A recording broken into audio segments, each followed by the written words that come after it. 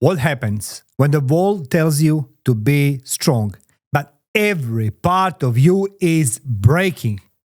When failure becomes your reflection, a judgment comes across every direction: family, friends, society. When asking for help feels like admitting defeat. Across Australia, mental health is collapsing under the weight of silence. We see the slogans, "Are you okay?" But behind the hashtags and awareness days, too many still suffer alone. People are exhausted. They're anxious, disconnected, hiding behind the filters, drowning in comparison. Every day, someone pretends to be fine because they fear what others will think if they're not. So today in this studio, we are stripping away the slogans. We're talking about judgment. We're talking about failure. We are talking about what happens when you feel invisible in a world that demands perfection. With me and 4 people who walked through the fire and survived. Dr. Debbie Collaros, psychologist and mental health expert who's seen what silence does to the human spirit. Richie Cranny, fighter and mentor who teaches what real toughness looks like when life hits hardest.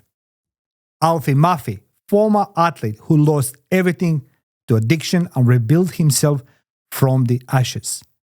And my last guest, Tukuniu, a man who faced prison, darkness and pain and still choose redemption over despair. This isn't talk show. It's not therapy. It's a battle for the truth about how we deal with failure and judgment, and the fight to keep going when no one believes in you. Because here on Life the Battlefield, we don't just ask, "Are you okay?" We ask, how do we survive when the world stops listening?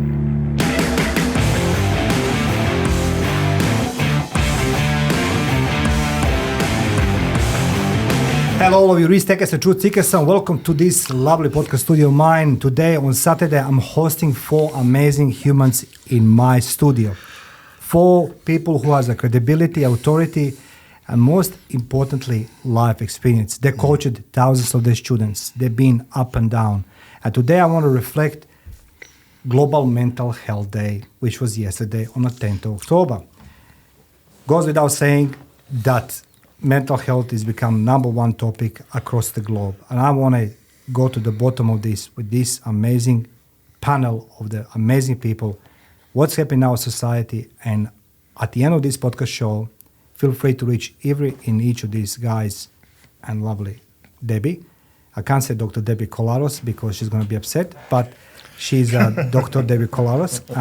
So reach them, guys, if you're looking forward to learn something new. But we're going to have open discussions, so feel free to connect with us on the social media, and we'll take it from there. So, guys, welcome for coming today on Saturday. Thank you. I appreciate it. And I'll leave this to you. But my first question is, for all of you guys, what is going on with the mental health and why people are going crazy? Is the social media amplifying? Is the people have become bored? What is it? So I'll leave you guys to talk. Rich, you're first. Good question. I think the whole mental health thing online has become so overworked and apparent. Everywhere you look, it's "Are you okay?" And I feel the message has got watered down. I don't know about you guys. It just doesn't. Yeah, I agree. It doesn't stand out anymore for me, and it's become too much of a. What's the word I'm looking for? Publicised? Yeah, but just like a popular thing. People want to attach themselves to it. You know, lots of T-shirts and all this kind of stuff. Yeah. Where I think the real message behind it is getting lost, and it's more of a kind of a hip thing to be involved with. It's a money-making machine now. It is totally, yeah. 100%. Yeah. The more people who are upset and depressed, the more money they make. Yes. The more pills they buy. Yeah, They get subscribed. Yeah, go take this pill, you'll feel better. 100%. And come back next week and we'll talk about it some more and then get you on another pill. Anyone. I had 3 stays in a mental health facility myself. I put myself in there. All they want to do is drug you up. Yeah. They don't want to get to the bottom of the solution. They don't want to get to the problem. With mental health these days, I worked in the field for 10 years. I work with, I don't know if you guys know, I work with high complex behaviours. I work with real violent offenders, all that stuff. They don't want to get to the bottom of the solution. They don't want to get the problem. No. It's too normalised, mental health now. Yeah. Someone has a bad day, they say I'm depressed. No, you're just having a bad day. Yeah. Yeah? For kids now, it's like almost like a badge of honour. Yeah. Yeah. What's wrong with you? Oh, my mental health is 100%. down. And then people are supposed to now go, all right, it's all right, mate. Just go home and think about it and come back tomorrow, be all right. Yeah. I'm pretty sure where we all grown up, it's like, bro, you got no time to be upset. You got work to do. Yeah. I grew up in a farm. There's no time to think about how upset you are because the fruits aren't going to plant itself. Yeah. You got to go out there and work. Yeah, 100%. There's no, and I think now with this day and age, everybody has so much free time. You got time to think about your issues. Yeah, Where- I find, and funny enough, I was just talking to Mike's on the phone about this certain subject, and she works in mental health as well, is too many people put drugs and mental health together. Everyone blames drugs all the time for mental health. It's not. People got general mental health as well. And the real mental health, where you see the people in facilities and that, I reckon has been neglected due to drug addictions and stuff. Which obviously causes mental health in the long run, causes psychosis, those are things. I've been there myself. But generally, general mental health is just, I just like you say, it's thrown under, it's too norm now. As that people aren't working out. It's got too much power too, because you can't tell anybody anything when they're upset because you risk of their mental health and then they commit suicide and you get the blame because you told somebody just to harden up. Yeah. Now, it's such a big power now that, if you're with people in your workplace and you need to get a job done and then somebody goes, well, my mental health isn't all right, I've got to take a few days off. You can't say, no, brother, you got to come and work and help us get to the goal because they've come in the umbrella now of like, I got to look after my mental space and if you push me too hard, I'm going to commit suicide. Well, you see at work now, they've got mental health days. You can have a mental health day. Yeah, right. Take a day off. It's mental health. Yeah, that was news to me when I came to Australia. Yeah. When I grew up in South Africa, so there's no such thing as taking a mental health day. No. I also grew up Generation X. So, there's the tap if you're thirsty. Help yourself to whatever you can find outside the house and see you when it's dark, basically. Yeah, 100%. So we grew up a lot tougher. And then I think the generation after us overcompensated. And I think that's the thing here, is that then we kind of went very soft on our kids. And you kind of got to find that midline because I think in mental health, there's 2 categories. Those that genuinely have mental health issues and the mental health issues we're creating in a generation where we don't have boundaries, we don't spend enough time with them, we don't guide them, we just think kids are going to grow themselves up and they don't. Parents are busy, they've got a lot to do, so they're not always giving the instruction that those kids need. And I think now when I look at youngsters, not my generation, but youngsters, I just think that they lack resilience. So like you were saying there, Alfie, that, you just sneeze and, I'm having a bad day. And we have to differentiate, though, between like something like depression and you having a bad day. Yeah. Because for those people that genuinely have mental health issues, I agree with you. The system's broken. I can't see enough people. None of my colleagues can see enough people to help, which is why I've gone into the coaching space now, because it's for every hour 1 to 10 is better than 1 to 1. But I think I think you're right, Troy. That I think drugs and substances can definitely stuff people's brains up, 100%. But then the question is, okay, so why are the kids getting into the stuff? Are they bored? Do they have nothing else to do? Do they lack guidance? They haven't been raised with morals, values, ethics, responsibility, again, resilience. And social media. Yeah. I think social media, the biggest push they do is 100%. They make it popular. They make kids think that if you're having a bad day, it's because your mental's not there. So for kids growing up now, they see it every day on social media. If you feel sad, it's not you. It's just the environment around you is making you sad, so you got to take a couple of days off. Yeah. And when you grow up in an environment like that, that's what you're going to get. That's the product we're getting now with all the issues of kids not having, accountability, resilience. They can't do anything tough because it makes them sad. Whose fault is that, though? Well, it starts with parents, I think. 100%. Yeah. But also schools. You look at schools now; they're so soft. They can't. Teachers can't do anything with these kids. You know, if they raise their voice to a child, the parents will be in, and that teacher's going to get in trouble. Yeah. I mean, we had Decane at our school. You know, Catholic school, brought up in London, and you know, you did not talk back to teachers. Yeah. You just didn't do it. You know, and it's the same with parents as well. You never talk back to your parents. You know, if you did, you're going to get hiding. And I think that, again, like you guys were saying, resilience, it creates resilience. You know, and when you're brought up soft, you become soft. And I think that's a massive problem.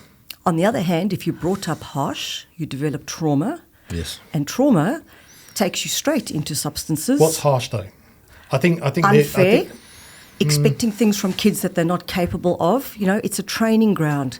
You're a wrestler, and I'm not. So I come in the ring with you and you expect me to do things I cannot do yet because I haven't developed it. So sure. I start to, instead of develop and build my body to do what I need to do, I get broken by you. I resent every other authority like you. And then I don't want to cooperate, and I need a way to cope and deal with my anxiety. And defense brain kicks in, and defense brain can go to fight or flight. Some people withdraw from people, and some people become fighters. Yeah. And But that's turn an to extreme, substances. though. I mean, But that's what I generally deal with. Yeah, Like I deal for with sure. legitimate but mental health issue. It does exist. What I'm saying is there's a difference between soft and then that extreme pushing a child, doing things that they can't do. Then they get, you know, imposter syndrome and all this and depressed. There's a big middle part that we can do both. 100%. You know, and I think that's the missing link at the moment. Yes. I think Common sense. Yes, common sense, but also allowing kids to be kids, allowing them to make mistakes. Yep. You know, kids are so scared of doing the wrong thing nowadays. 100%. You know, the people will share it on social media. You know, it gets around and they get picked on and stuff. It's just let them fuck up. You know, and then that's how they're going to learn. We know that. Yeah. But I just with trauma, I agree with you with trauma, but I also think trauma's good. As weird as that sounds, I was beat up as a kid. But I look back at those days and I'm like, man, I needed that hiding. Because if they just let me do whatever I did, I wouldn't be the person I am today because I got beat. Does that make sense? Yes. So my grandfather, I used to tell this story all the time, the tone of his voice after beating me a couple of times was enough for me to be scared, to know not to do anything he told me not to do. So and then you would then call that discipline, right? Yeah, but for some people, they will call it trauma. Some people will call it abuse. But for me, looking back now, I didn't like it at the time, but now looking back, it's like, man, I needed these lessons. I needed to be smacked across the head or beat with a stick to know that what you're doing that's not good. You can't do that. You got to respect people and you got to talk to people with, with kind words and respectful tone. And if not, you're going to get beat. So although I do agree, you shouldn't beat your child. I'm not saying that. But for me personally, I look back at my traumas and I'm so thankful that I got beat. As weird as that sounds, I'm so thankful that my grandfather, my uncles beat me up for just doing dumb things, The one thing was, as a kid, we were told not to do this with him. That was for some reason, that was bad. You would never be a causa if you can't go. Well, every time we do that, we get slapped in the head. So over time, you learn not to go when you're just sitting around. Or one time, every time we go down the farm, there's a little hill. If you jump out of the car to open the gate, my grandfather would say, Alifeleti, stop jumping out of the car while it's moving. I'm going to beat you. Of course, I did it again. He pulled over, pulled his belt off, beat me up. I never jumped out of that car ever again. He didn't beat you up. He gave you a hiding. Oh, yeah, with a belt. 8 rounds, we used to call it. There's this terminology in Australia, we don't beat our kids. Yeah. I had a fight with a policeman about this while they were arresting me. True story. Yeah. And he said to me, we don't beat our kids in this country. I said, I did not beat my kid. 17 years old, and I gave him a backhand, which he absolutely deserved, and which is why he is on the straight and narrow now. So I'm all for discipline. Yeah. But there's discipline and there's abuse. And then there's discipline and then there's no discipline, which is where you let them run riot. So yes, your grandfather giving you a lesson, which is what discipline means. Disciple is to teach and learn. We're not present for our kids to learn. We don't teach them. We leave it to the school system too late. They need it from the parents. The parents themselves are so freaking dysregulated, absent. I don't know, they think that society's going to raise their kids, and then we wonder why we have the kids that we do. Yeah. So, and trauma is not what happens, it's how you perceive it. So it sounds to me like you didn't experience it as traumatic. No. You saw it as discipline. Yes. It's funny you say that because my brothers experienced the same thing, and one of my older brothers experienced trauma. Yes. Yeah. So we both got the same hidings growing right. up. But for him, it was very traumatic. He That's talks right. about it. He's 40 now. Did he excel in sports or anything like Nah. that? This is what I'm saying. Yeah. I think these kind of things will either make you or break you. Yeah. As a child, it can. If you look at And the parent needs to discern the difference. yeah, absolutely. And I'm not saying either way is good. What I'm saying is that I've met a lot of people that have very successful fighters, and they had a really hard upbringing, and it made them mentally tough to do what they do, and excelling in sport. All these kind of things. It often comes back to things that happen in their childhood. Yeah. Oh, wow. I never thought about that. Yeah, absolutely. Yeah. And those that couldn't take that discipline and broke it, they tend to look for a softer outcome in later life, job-wise, etc., like that. Whereas people that learnt from it and accepted it and then bring discipline into their own life, subconsciously, excel in where they go. And then, You hear that, Frank? You're soft, brother. What about, currently, I reckon, like with the world, what's going on, we live in a pretty broken world. The family structure's broken down a lot. Yeah. And I believe, we talk about the discipline with the parents not being there. Mum and dad are off trying to get new partners all the time, or and they're neglecting their kids. So That's they're, right. they're on Tinder, they're on Tinder, they're on these dating apps, they're always trying to go out and blah, blah. And I find it to be something they're not. Yeah. And then they're just neglecting their kids. So the kids are left there to deal with themselves. That's right. And then kids turn on authority. Yeah, and I'm 100%. not saying it's all on the parents, but let me tell you, when my son started to go off the rails, because he was raised in a very contained, protected environment. I mean, in South Africa, it's like going through airport turnstiles, okay? Parents were not allowed on the property, and they could only get out with people recognised to take them out. So we were barricaded. You're talking about gated communities and stuff? Yeah, so the school was a gated community. Yeah, they were. Just because of security. Yep. So he came from a very, very protected environment, and I had been involved in a smash and grab, which freaked out my kids badly. So he used to pray every night for safety, and when we said we were leaving the country, he was overjoyed. Really, he was. Yeah. And then he got to Australia, and there was the opportunity to just have so much freedom, and he went to the other extreme. So, and he warned me. He said, I'm going to try everything from A to Z, and damn, Really? he did. Yep, he did, everything. I became a grandparent as a very, very young woman. Oh. So it all turned out well, and he was a great kid. He's still a wonderful person. Love him dearly. But he needed some serious, serious guidance.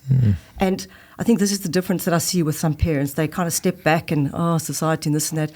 I told him when he was 17 and a half, I said, Jules, I'm about to rock your world. And I rocked his world.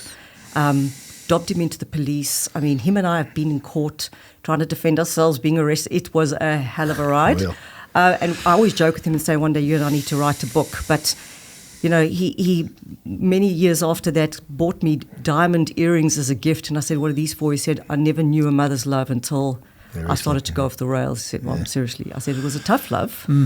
But it's love.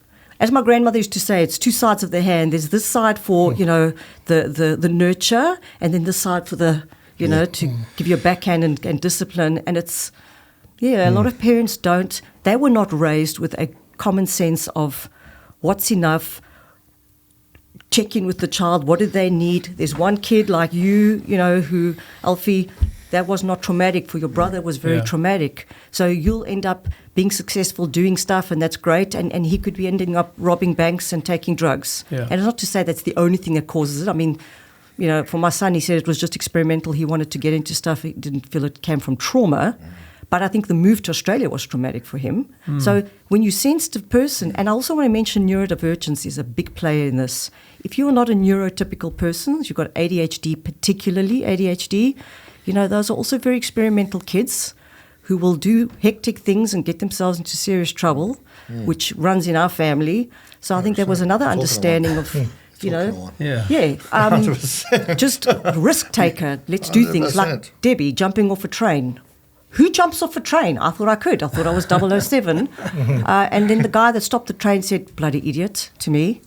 It's embarrassing. It wasn't a train like as in, it was a zoo train, but still it was going pretty fast. A sit-on train.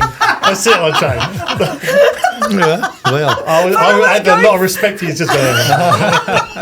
What's a zoo train? The kids sit on the train. No. Don't you listen to him. It was going legitimate train. Fast. Okay. No, I would have been dead.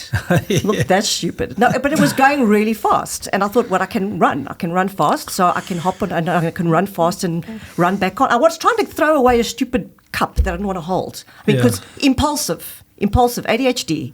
So, in other ways, yes, I didn't get into gangs and take drugs. However, there'd be a list of things I could give you and you go, bloody hell, what were you thinking?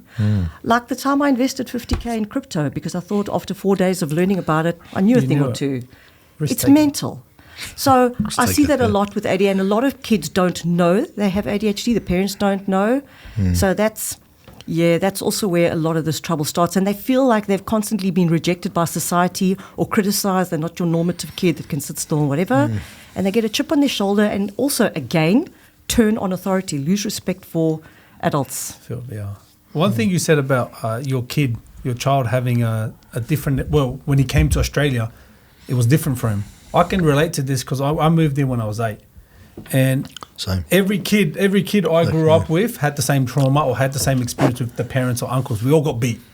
But then when I came to Australia, I started hanging out with white people and having white friends from rugby teams. You start to hear that this isn't normal. Yeah. Like they have naughty corners and go to your room. And, you're grounded. And this kind of made me change my perspective for a while, because now I was starting to rebel to my parents. Were like, well, you guys don't love me like how my friend, like he doesn't get beat. And then they would just smack me anyway. But that I remember going through that specifically because now I'm hanging out with other kids that didn't have the same trauma as me. And what I found is after traveling the world, every third country I went to, nobody has mental issues or nobody has mental health. No. They never spoke about it. Because we would go and interview people on the streets who are poor. Like, what is your biggest worry? All they care about is getting to the next day and having food. Not one of them are saying, I'm depressed and sad that we don't have this. Every single one of them is saying, man, we just want a bit of money so we can live happily and just survive. Yeah. Every third world country. And then when you come to these kind of, like Australia and every other first world country, there's a lot of issues because we have too much freedom. And I think that's what it comes down to. Giving your kids too much freedom would lead your kids down these little paths where if you're a parent out there and you want to keep them away from these kind of things, you got to discipline your kids. Smack them if you have to smack them. Slap them. Let them know there's a line. Just not the head, okay? It's a growing maybe once or twice. Maybe once or twice. Can I interrupt? Below the head. Yeah, can I below the head. Smack him in the butt. I'll give him mic. Just give me, borrowing your mic Smack for him in the question. butt. Can I ask a question? Like, because these questions come from the Richie, but I want to start with you, Troy. Okay? Yeah. And I know that Debbie and I can't say Dr. Debbie Collaros, but it's Debbie, my friend Debbie. She's a very close friend of mine. We have the disagreements a lot about religion, faith, and Christianity. Yeah. And Richie has a good question. So my question is, we are seeing a visible rise in Christianity and spirituality among our younger Australians and everybody else around, right? And becomes the topic number one that everybody's turning to the God. Like I see so many believers now. And I mean, I was an altar boy. I hated going to church, but I go to church because that was the only place I could hide from my parents. Literally. The Padre Mate was good to me. But the point, my question is what Richie stipulated in his message. Why are we suddenly seeing a rise in amongst the people in Australia turning towards the God? God's going to save me. Jesus is going to save me.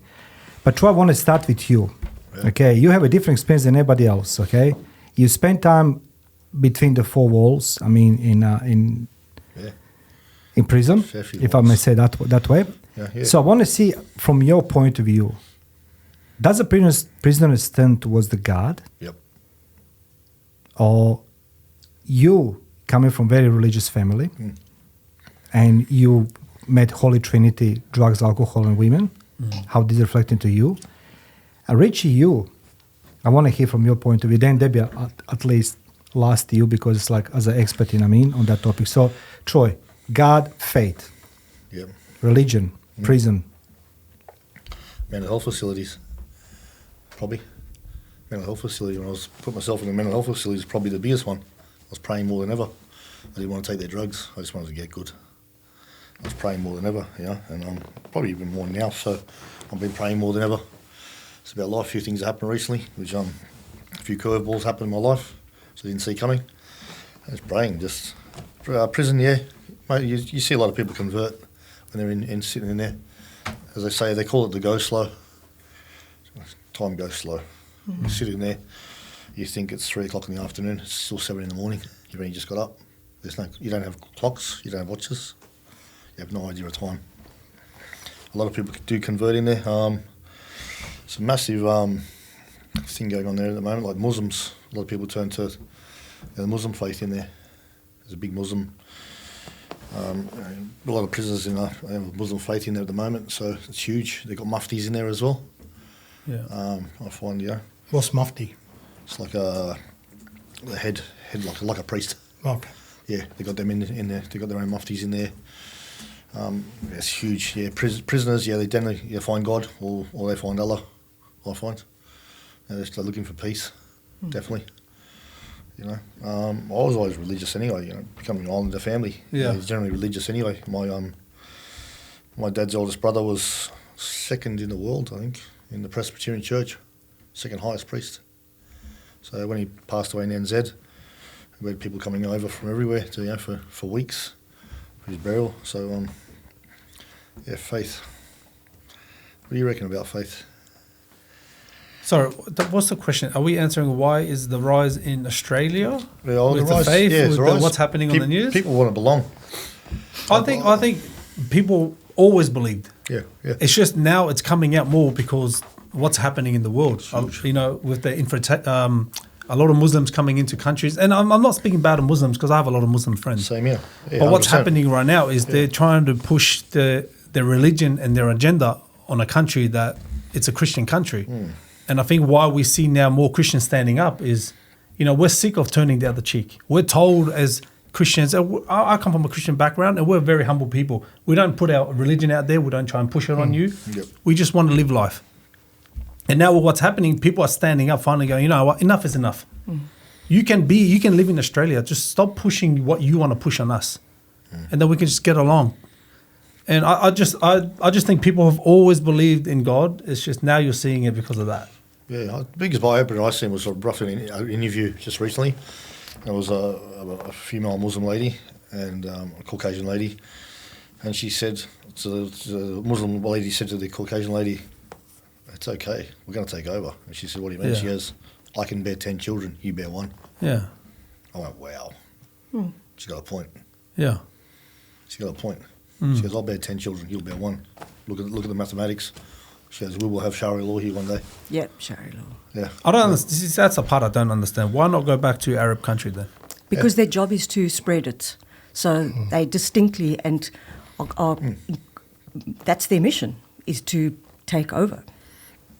It's part of their faith. Even everyday people? Sharia law is considered like the fanatical part of Islam, but actually those who hold to the Sharia law are actually the true Muslims because that's what their law teaches. Yeah. And it says there that you can take out an infidel, a non-believer. So I'm speaking more on those people who have these beliefs. They're saying it's coming here sooner or later. This country is going to be a Muslim country. they want it to be. Yeah, because I speak with every other Muslim that I know. That's not their view. No. Their view is they just want to live a good life. Because they may not know their law very well. Yeah. Or I think Islamic, the Islamic Brotherhood and stuff. I think we're talking extremes again as well. Yeah. I know plenty of Muslim people and they're kind. Yeah. They love their wife. They treat their wife with respect, etc. And then you've got Islam, and I think that's. I mean, coming from Europe and London, the problems that are going on there at the moment are insane. I mean, everyone's talking about civil war in a lot of these countries because these Muslim or Islamic gangs are coming in. The rapes in London. I mean, I was reading these stats on the BBC website. In 2020, there was 6,900 rapes in London. When they opened the floodgates last year, so in 3 years, it went from 6,700 and something to 69,000 rapes. Wow. That's London alone. And that's only women that are actually reporting it. Yeah. And the majority of this is these Islamic grooming gangs. And there's girls going missing, and the politicians over there won't talk about it because they don't want to be seen racist. And there are Sharia law counties in London. They've got their own courts. Yeah. It's happening. So I think... Yeah, they pulled a guy up the other day. They pulled a guy up in one of the places in London. Yeah. And he was drinking. And the Muslims grabbed him and said, "What are you doing?" He said, "I'm drinking." Like, he's an English guy. Yeah. I said, "You can't do that here." Yeah. Because that was one of the towns where the mayor was Muslim, didn't speak English. Yeah. And that's quite shocking, yeah. Like, one of my best friends is Muslim. Yeah. And he's high. In the Sunni, he's really high. Well, my question was very straightforward. Like, like a part of the politics, which we can't, we can influence politics on the voting times, but that's it, Yeah. We can't do nothing else, as I say, like, you know me, I was in the war, like, and, I was being sold, and during the communism, how democracy is a greater system, and turns out, we fought the war, for the something, and it's actually come back where we started war, nothing was changed, just a new labels and the new people. But my question is very simple.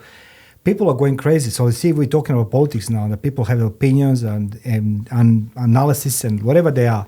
My question is, why the people turning to the God? Doesn't matter which one they call them to help them with their mental health. I think, and it's what I was kind of getting to with this. I think it's twofold. I've got my own personal view, which I'll get to, but I think there is a definite pushback on what we're seeing with the Muslim faith pushing out and pushing their beliefs on people that don't want it, and I think a lot of people are thinking that they need to join. I think there's a conversion to Christianity from indigenous people from these countries that are predominantly Christian, that they feel they have to become Christian as a pushback to what's happening. If there's a march and there's 2,000 Islamic people marching in their city, then I need to be there to counteract that march. We need 5,000 Christians. And I think that's definitely a part. And I've talked to a couple of people that have said to me, that they feel that they should be more outspoken about their Christianity and be more upfront about it, because the other side is, and it's not sides, that's the wrong way of talking about it, but Christianity is definitely under threat in a lot of the world at the moment. I mean, what's happening in Africa and stuff is just crazy. Just Christians being killed. There's been a massive influence. Probably the biggest growing is the Orthodox religion. Yeah. Right now. It's massive. People are turning Orthodox. It's huge. Yeah. It's been a massive influx. Yeah. They reckon they're staunch. They believe in it. They will stand up. They won't sit back and take a backward step. You've got like Ilya Sapura and all these UFC guys, they're all Orthodox, and you see them, they're part of an Orthodox fighting organisation, and they're really pushing the boundaries, saying, we're Orthodox, we're God's soldiers. They're standing up. Yeah. They're not going to take us. They said, look at Poland. Well, yeah, exactly. And Poland's a big one. 500,000 people marched the other day. Yeah. And said, this is a Christian country. Come to our borders. I don't know if you've seen it. So come to our borders. They got guys standing at the borders saying, come. They said the German police, release them off the bus and see what we do to them. Yeah. Just try and get them we'll send them back there. I mean, that's what's kind of happening in the UK. I mean, there was 1 million people marched. Yeah, I've seen that. In London, a few weeks back. But I think in the UK, it's more of happy. If you want to come over to our country, that's fantastic. If you bring something like Australia, I had to apply to Australia. We had to be skills assessed, etc. Police checks and everything, and you come and then you pay your taxes and you integrate, and it becomes an amazing country with different ethnic groups. Whereas that's not what's happening though, and I think the marches that happen in the UK it's not racist. That there's Indian, Sikh Indians, people from all different countries of origin that have become English, marching for the same reason. You know, they're all holding the English flag because all they're asking for is people that do come in to integrate and be part of their culture and respect. But going back to why and the reason I asked the question is because it's something that Christianity is. I was brought up as a Catholic. My dad's Irish Catholic. You know, have to go to Sunday school every Sunday, and go to church, and all the way through baptism, christening, etc. And I was married in a Catholic church, but I've never really felt as a believer. It was kind of something I had to do. And over the last 3 or 4 years, I've been through a real tough part with mental health, attempted suicide, ended up in a mental hospital for a month. And, you know, and it's been a journey for me. And the whole time, I just wanted to believe. And I was trying to force myself to believe. And I've been doing a lot of reading about Jesus, and, you know, there's a lot of stuff that's coming out now that proves that he lived, etc., and where he lived. And you know, this before it was all, you know, it's science versus religion, whereas now, you know, there's so much proof out there, and I'm getting to that point, and I really want to. I agree. I really want to believe, and I want to, but I'm waiting for something. I don't want to go to church and feel that I'm just there for the wrong reason. You know, I want something to speak to me. You want a sign? Pray. And when you I have. You know, the Bible says that we don't become Christians because of our intellectual thinking. That's a gift from God. So, but I just want to say, guys, I think we're living in a world where we look at the political agendas in the countries, and I think, again, as a Christian, we have to go to the Bible, and the Bible talks very clearly about the fact that we're going to have trouble in this world. Talks about the fact that there's going to be an onslaught on the faith and stand for your faith. So what I think is happening in the world is not a political one. I don't think it's about woke versus not woke, left versus right. This is a spiritual war. 100%. So talking about the whole thing about Christianity 100%. And Muslims, it doesn't matter what country. The Christian faith is, our belief is that Jesus is the only way to God, because that's what the Bible says. And so we share our faith with other people, and we try to point them in the right direction to Jesus. The Muslims are doing exactly the same thing. This is a spiritual war. This is not between one country and 100%. Another. So when I look at the world, I don't look at him now and her doing and saying, for me, this is just, Lord, you warned this was going to happen. God has a chosen nation. People don't like it, but the Jews were his chosen people. Their history is not over, and they have been persecuted from all ends, and it's not over. And people go, you know, this and they that, and they this one and that one, and it's got nothing to do with anything. This is a spiritual war. There's more facts now. I think, Alfie, you know, like, there's more facts with Christianity now. Like you said, people come out with facts. Like Mel Gibson, for instance, you know, I think he's amazing. He comes out with facts. You know, like, you know, a lot of people don't. I don't believe know enough of the facts or have studied the Bible.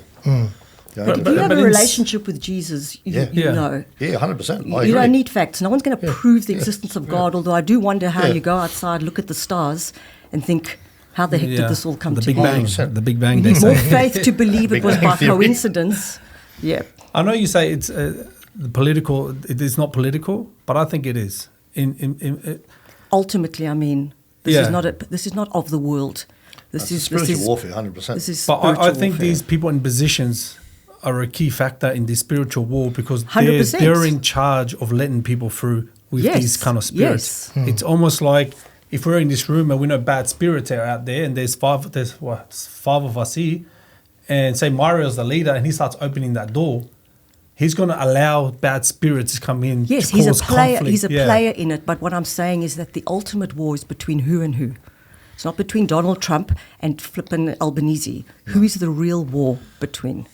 It's for our souls. This is why propaganda exists. This is why trying to confuse people and influence people with information. This is why some countries take their children at the age of 3 and 4, put firearms in their arms, like in Africa, and start teaching and using propaganda to get, because if you can capture the mind, you can capture everything else. So it's a battle between God and his enemy for the souls of people. End of discussion. Because who's the country we just touched upon? Was it Holland or Poland? Poland. Yeah. And the reason why they don't have issues is because people in charge, they don't allow these people to come in and infiltrate their belief president's full on. or change their spirit way of thinking. They have a way of thinking and they close the border. Yep. And that's the problem with some like Albanese who's letting people in and flooding our country. Now it's become a spiritual war because our leaders aren't standing up and saying enough is enough. We can see that the country is going to shit and we're not going to do anything about it. So these guys, I think they're a massive part of this spiritual war. And if we don't stand up and we are standing up as a country and we're saying enough is enough. And we need to elect people to go in there for our best interest, not for their political views or financial, benefits. We need people in there to hold people accountable. 100%. No, I agree with you in terms of those things. But again, why would any leader allow an oppositional faith to come in and set itself up against money? I think a lot of politicians also have this view, but they can't be genuine Christians if they tolerate that. Okay, this is why it's very anti-woke to be boundaried in this world. You can't say no to anything. You can't say no to anyone. If you think you're a woman and you're wanting to come into my bathroom, I'm going to kick you between the legs if you come into my bathroom. I'm sorry to tell you the world, and I don't care if people hate me for this. We don't get a choice, okay? No. When we are assigned our gender at birth, we don't get a choice. So don't tell me who and what you are. Yeah. I can also identify being a Pole, but I'm not a Pole. I don't mean the country, okay? I mean an actual Pole. But... I think all these politicians go in with good intentions, but but that's what woke is. It's being nice. Yeah, but this is the problem. But nice is not boundaries. Nice is not faith. You can't offend anyone anymore. They allow too many people in their circle. You can't offend anyone or you're called racist. Yeah, we're not. Offend. It's like I say, for me as a Christian, it's very simple. If you are against the faith, then God needs to deal with you, and I'll pray for you, and I will be kind to you. But the answer is no. So, as I say, politics and faith are very intertwined because these are players being used in the world. Some leaders in the world are doing what God wants, and some are not doing what God wants. They're not Christians. Yeah. So they try to be nice. We have this nominal Christianity. If you're being nice to everybody, then somehow you're Christian. That's not what Christianity teaches. No. Many people in the name of Christianity had to fight serious wars to stand up for the faith. So they said fire and brimstone. It's like Benjamin Netanyahu said, and I don't care what your views are on him, but he quoted the Bible when he said there's a time for peace and there's a time for war. Yeah. This is the time for war, and I agree wholeheartedly with him. First Testament, fire and brimstone. Fight it with fire and brimstone. Yeah. It says it. Look, I agree with Debbie, and as I said, I was always a believer. I don't go into church anymore. See, church for me it's dead, and I always said it's a very simple thing. It is. I was born Roman Catholic. My parents never go to church, ever. I went in church because I was 8 years old. I ran from cops, and none she shielded me. And suddenly I'm in the church. Somehow I become like good boy. In church. Outside of church, I was different, but I went in a war, and church was on a forefront in Croatia. No politicians, church. It's like Crusaders. It was Orthodox versus the Catholics. Catholics versus Muslims. Orthodox Catholics versus Muslims. It was a slaughter. Do you understand? Like what you're trying to say the normal people, it's easy to sway them. But I say the Catholic Church spends so much money. I tell you something what Allah and Catholic Church spends so much money to prove that devil doesn't exist. When did you walk in a church and the priest says devil exists? Never. No, they do. Yeah. What church are you going to? Yeah. No, I don't go in church anymore. They say the devil's all around us. Yeah. That's what they say, but the church never stipulates this on a masses or something. The devil is there, whatever it is. But my question was why the people turn into the spirituality and religion or the God as a mental health. Which leads me to another question, and it's mostly related to this question. It's to the Troy, who was a few weeks ago here. I want to talk about betrayal, judgment, and loss of trust. Particularly in your case as well, like we all rise and we fall. You're being judged because of you've been in prison, because you fell in footy, whatever it was, like I was laughing to the Alfie because Alfie was honest and said what's happened to his coach. And coach says you're lying. So I was most honest person what's happened, but he's been crucified. I want to talk about judgment, betrayal, and loss of trust. When the people label us for something, call our names, and I think most leading cause for depression. Troy, start with your case. Judgment, I reckon it was more, not so much the prison, it was more when I was on drugs. I got judged, and still, I wear that moniker today. Yeah, I separated from my partner last week due to an accusation that I was on drugs. She was away in Bali, had a bit of a moment. Spoke to her as a partner, you're on drugs. And I said, this isn't working. I sort of cut it there, and that's what she says, no, it's not going to work, is it? Yeah, even now. And she's a recovering addict, which shocks me, because I had to have no judgment. And I wasn't on drugs. I had a bit of an issue come up. And, yeah, I still get judged over the drugs more than anything, more than anything in my life. Betrayal, most of the people who accuse me have got major issues themselves, but they just mask it really well. I don't want to know them anymore. I don't want them in my life. As I said about being, on the podcast we did about being judged, probably the drugs are the most I get judged about. Your mum? Yeah, my mum? Yeah, 100% my mum. Just a thug. On the drugs, we never got on, my mother and I. Don't know why. I asked her once, what have I done to you? She's never answered it. Hence why we haven't spoken. And hence why we'll never speak. I said to it's quite interesting. I've had this in-depth talk with my children about my issue with my mother. She's a big woman, so I jam up and I call her Big Bertha. How's Big Bertha going? Size 24. Is she happy? A narcissist. And it was her birthday the other day. And I turned around and I said, oh, it's good. She's getting closer to death. And they went, what, Dad? I said, good, she won't be on this earth longer. I understand. Yeah, and they went, wow, Dad. I said, I'm not going to come to your funeral, don't you? So don't ever insult me and ask me, yeah? She was in the car, she heard it. I didn't realise, I've done it to me twice. She was in the car. My dad was in the car. Didn't say a thing. Yeah, no, my mother, yeah. Yeah, betrayal by my mother, yeah, I don't know what I've done. So I was the firstborn. I meant to have a good relationship with my mother. I've never had a good relationship with my mother. Me too. Nothing was ever good enough. If I look at the achievements I've done, I've ridden bikes, push bikes to Melbourne for charity 5 times, Melbourne and Sydney. I've done probably more good than I've done bad as far as I'm concerned. I've helped more people. She's never taken that into consideration. I've helped people stay off drugs. My flatmate, for instance, he's a young kid, and he's got a bit of an issue on the ice at the moment. He won't admit it, but I said to him last night, bro, I can help you. I didn't realise his dad was listening to me in his thing, and he said, well, thanks for speaking to my son like that. I said, why? Well, he's your son, and I want to help him. I don't want to. I'm not here to judge people, so I don't think we should be judged by some mistakes we've made in our lives as well. Hence why you were saying about a lot of people in prison turn to the faith. Yeah. Because you realise you're broken, you realise that you need 100%. acceptance, you need forgiveness, Yeah. and Jesus offers that. 100%. And I can't agree with you more. I think the mother wound, honestly, Troy, is the deepest wound. 100%. That is trauma right there. In fact, that's a complex trauma. Yeah. And that's why I think not being good enough for her, and never ever been good enough. I was an overachiever. I remember, I don't know if I told you this, Alfie, last one, I was a really good beach sprinter. So I won the state title in front of my parents. 2 events they turned up to. One was a rugby match, and one was this beach sprinting at Bondi Beach. Here I am, a kid from Western Sydney, I'll win it.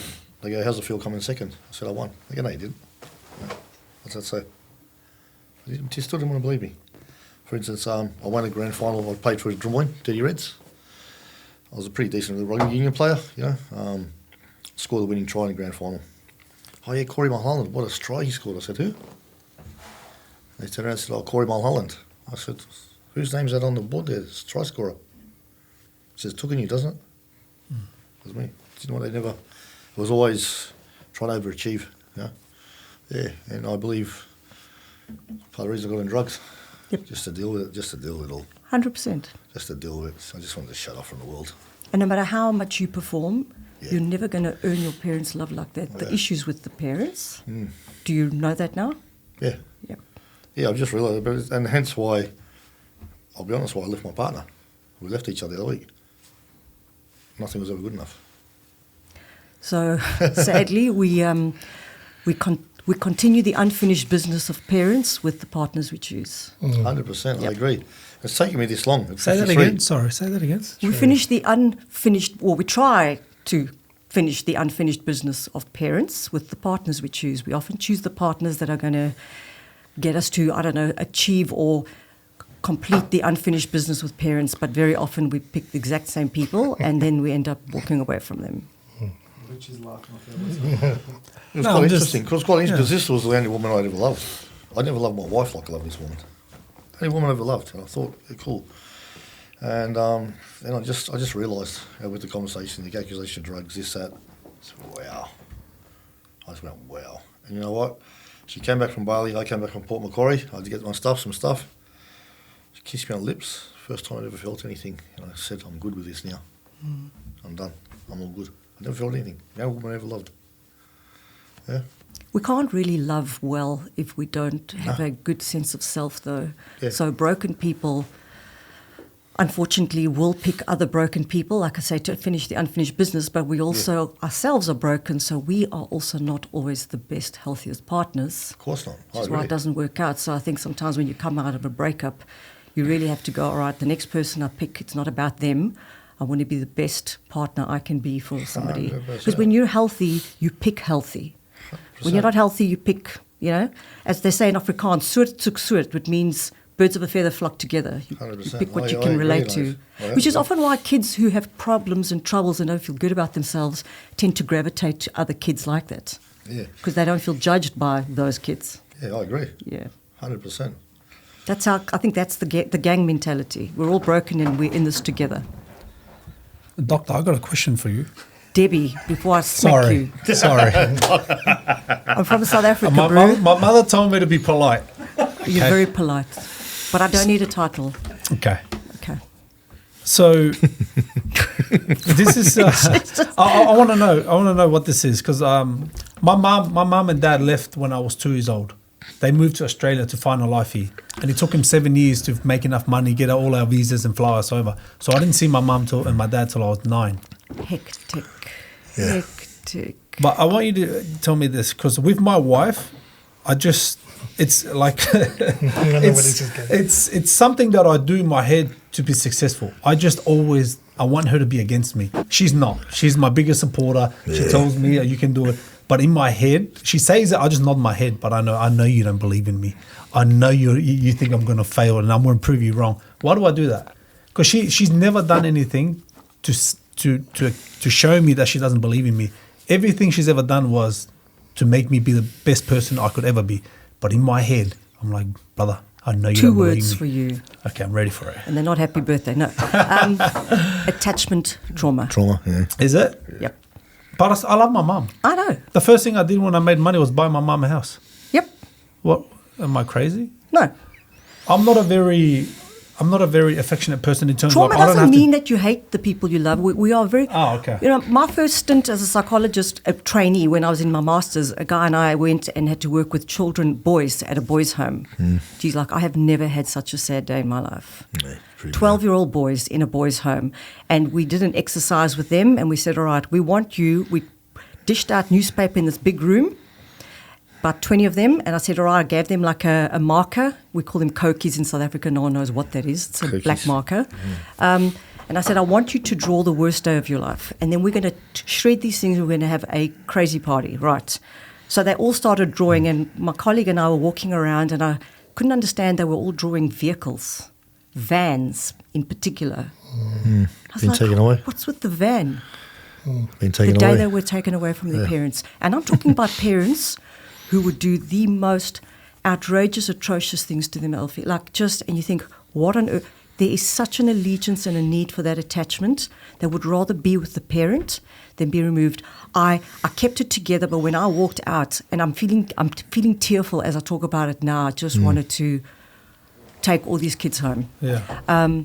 So with your experience, because I have kids now, what kind of, what's the product of that person with because my mum left when I was 2, me right now, how should I be with my kids? I just want to see well, you what's want the to be normal? present. Yeah. When you're very little, can I tell you that is the biggest regret of my life? The biggest regret I have in my life was when my daughter was 2.5 years old, and my husband and I were invited to go to a wedding. He was the best man of friends of ours in the States. And they wanted me to play a role in the wedding as well. So Julian was 4, no, he must have been about 5 a bit, and she was 2.5 years old. And I deliberated for ages about leaving them for a couple of weeks, because they're too young. Spoke to my colleagues, they all said to me, Debs, they're going to be in their home, in their usual. We had a housekeeper, we were spoiled brats in South Africa, and she was like a second mother to them. I really struggled with that decision, but we went. I actually got stuck in Dubai, that's another whole thesis, and was about to get sent back to Johannesburg, but managed to get the right passport, and I kind of wish I had just come back home. Yeah. So when we came back a few weeks later, I phoned them every single day. They were with their grandparents. They opened a thing from us every single day just to keep the connection. It got to a point where she refused to come to the phone and talk to me. That did not sit well with me. But then in the last couple of days of the trip, the grandparents' mother got ill, so they had to go and look after her, and so they moved the kids with them to their home, and she went south quickly. And when I got back home from America, I said to my husband, I want to burn everything from the States. I was beside myself because she kept thinking there were ants and spiders crawling on her, and her little brother, who was older, but little thing, he had a little bug collector vacuum thing that he went and he tried to vacuum her. And I said, what are you doing? He said, he looked at me, we're just going to vacuum up the ants and spiders. She was having a stress reaction from the attachment absence. We're talking a couple of weeks.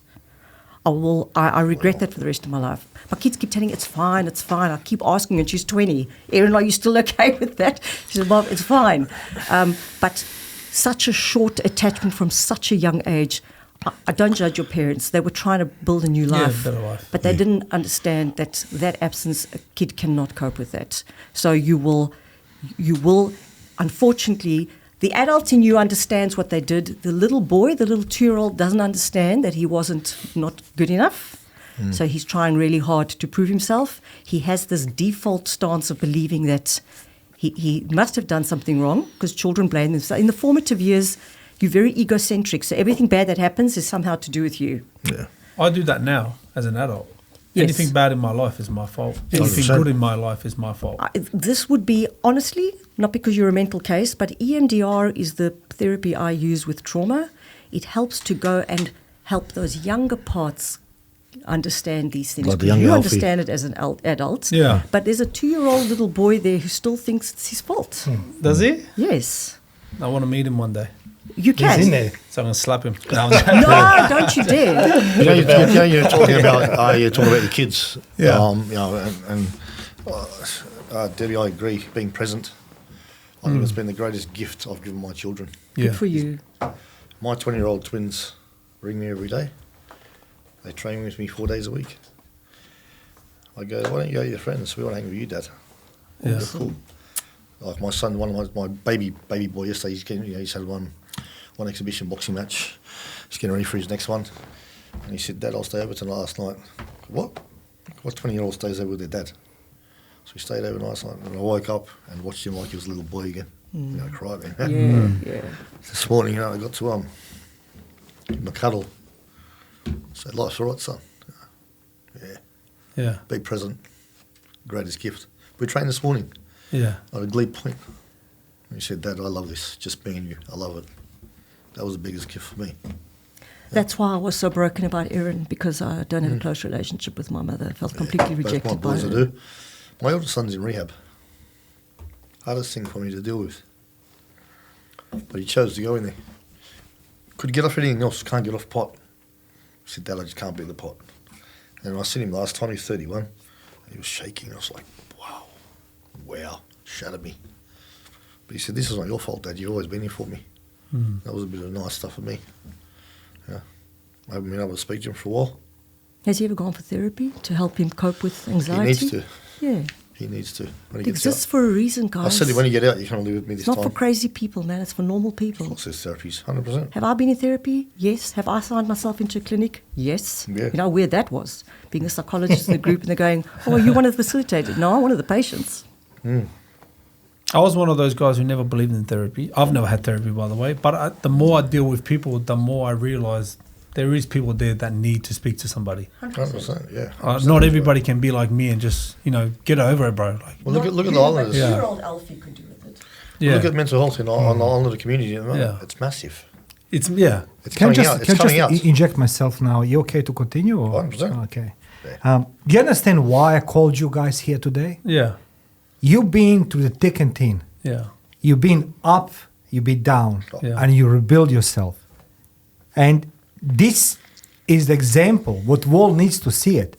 I mean, we didn't touch it. Richie. Richie is very clever. He sits on the side now, maybe before he punches everybody here. But my question is very simple now, Richie, for you, right?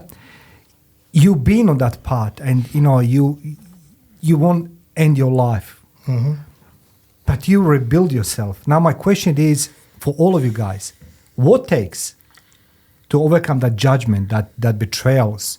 You know what I mean? And people pointing finger at you, and they're waiting for you to fail. You know what I mean? Like, I admire each of you guys, seriously. I remember Richie with the hundreds of his outlets, and I still have the leggings, and Wimp to wear it. The best leggings in the world, seriously. I didn't wear it today because it's too hot here, but it's the best leggings in the planet Earth. And I've been treated as a human being in your gym. Seriously. So my question for you, Richie, how did you overcome your setbacks, that obstacle for the moment? Because those who don't know, Richie was in a car. If I remember correctly, he called the hotline, helpline, and they told him, you can send us email. But he said, I'm going to just take my life now. So it's basically, that's what Send us an email. So send email, talk to chatbot. So I'll leave it to Richie to explain. But Richie, another question before I finish. How martial arts can help people, instead of the ice bath and all this bullshit, people to deal with mental health? I'd like to hear from you. Sure. I think going back to what we were just talking about as well, it started as a childhood thing for me. I never felt I was good enough. Same as like we were talking about, I was undiagnosed, but ADHD and dyslexic at school. Couldn't read. Always teachers would just put me back in the class or put me in the naughty class, etc. And my parents didn't. They just thought I was just messing around or stupid. So you kind of get labelled. I read my first book when I was 30. I remember my mum would take me to the library with my sister, who was academic. We'd done really well at school. And I was so scared of people not knowing I could read. And I'm like 12, 13 at this point. I'd always get cartoon books. And my mum just thought I like cartoon books and reading, but it's because I couldn't read. I'd just look at the pictures and try and figure out the story. Yep. So, I left school with not one single exam result. I failed everything. I'd sat there and just wrote my name, and that was it. So I had this, like my dad was, like, I don't want to talk down on my dad because I've got a relationship with him now. He lives still in the UK, but I was a huge disappointment to my dad. My mum, she was more supportive, but it was, you've let me down. You're never going to make anything of your life. My teachers told me as well. What are you going to do with your life? Blah blah blah. So I left school believing all of this. That's adults were telling me, you're stupid. You can't read. What you could do with your life. So I just rebelled. And as a teenager, I got expelled. I wasn't allowed to go back to school after my exams, and just started getting into trouble, you know. And as I mentioned before we started recording, a couple of my friends that I used to hang with, like they got very long prison sentences for different things. And I could honestly see we weren't bad kids, but we were rebellious. You know, we hated, you know, that everyone else was doing well and stuff and leaving school and going to university and we had nothing. So, but martial arts, a friend of mine from school, her brother had been training in martial arts and opened his own school. And she kept saying to me, just because I boxed at school, she kept saying, go and do the martial arts. You know, you love boxing and stuff. And I was like, nah, you know, because back then it was, I thought martial arts was just like kung fu and karate. And I thought that's bullshit. Yeah. You know, I learned how to punch properly. I'm not going to go start punching from the hip and all this. Yeah.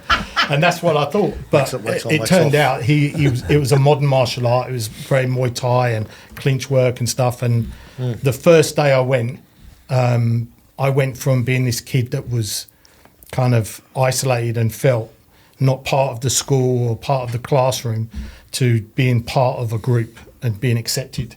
And, you know, I learned, you know, years on, you know, I opened my own school and become a very credited coach internationally and stuff.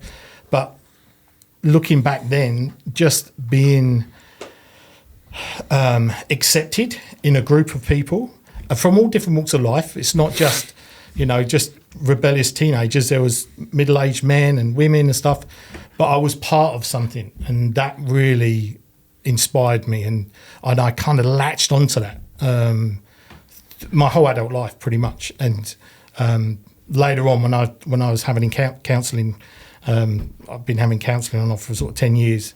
A big part of my counsellor would talk to me is that I'd built this brick walls around me of my own kind of little world of martial arts, because I was so good at it. I learned from being a coach. I was a kinesthetic learner and a visual learner. Audible learning, forget it. You know, someone says something to me, I just can't retain it, and that's why reading's no good apart from dyslexia.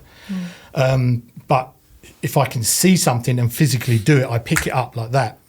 And so martial arts became my whole life, and I just completely dedicated it to myself and got my black belt and opened my first school.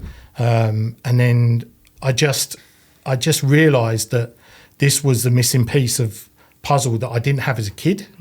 I wasn't judged. I was doing something that I was good at, and it made me feel amazing. So when I moved to Australia, I opened a gym, and because of what I'd been through as a kid, everything I did, I had to do it the best possible thing I could do. Yep. You know, my first gym I opened in Sydney. It had to be in a prime. I had an office. It looked over the Harbour Bridge. It had to be the best fit out in any gym in Australia, and it was at the time.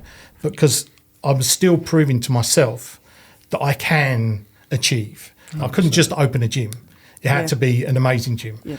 You know, and then I started, and I injured my back in 2005, and that stopped me competing, and I've been on pain meds ever since, and that's a lot of the trauma and depression and stuff that I've suffered from since. But when I found that I could no longer do a lot of the stuff because of my back injury, I recognised what martial arts did for me, and so I wanted to try and get as many people to have that experience as possible. So I started the Wimp program, which was basically a program where people sign up 6 months, completely immersive, and they train 5 mornings a week. You know, start at 5, finish at 6:30, and then at the end, they compete and have a first mixed martial arts fight. And when I did it, I had no idea how many broken people it would attract. You know, there was all these people coming in. And it was a huge program you ran. It was huge. Yeah, I mean, I had 86 gyms in 7 countries running my program after 5 years. I spent huge. You know, ADHD superpowers. Yeah, well, this is the thing. But at the time, I knew nothing about ADHD, and I didn't learn about it because I've got 3 kids, all teenagers now. my two youngest, ADHD and both dyslexic. And through their diagnosis, I got my diagnosis. Typical and, textbook. Yeah, and it all started to make sense to me. You know, I was really down on myself because I thought I'd personally given my kids dyslexia, and I knew how much they were going to struggle at school because of it. But there's so many systems now in place in schools and outside of schools that we've implemented to keep them where they should be at school. They're never going to be academics, but they're super sharp and they're very creative, and they're going to find their own thing. But it's, for me, martial arts was my thing. That's the thing that gave me confirmation that I wasn't stupid, and I could make something of my life.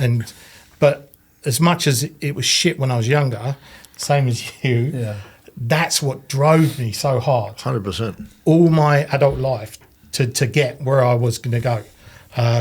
You know, when I sold my business, I sold it because the people that would come in, investors and stuff, wanted to take it somewhere I didn't believe in, so I stepped away. But you know, it was floated on the New York Stock Exchange. You know, it was a big thing.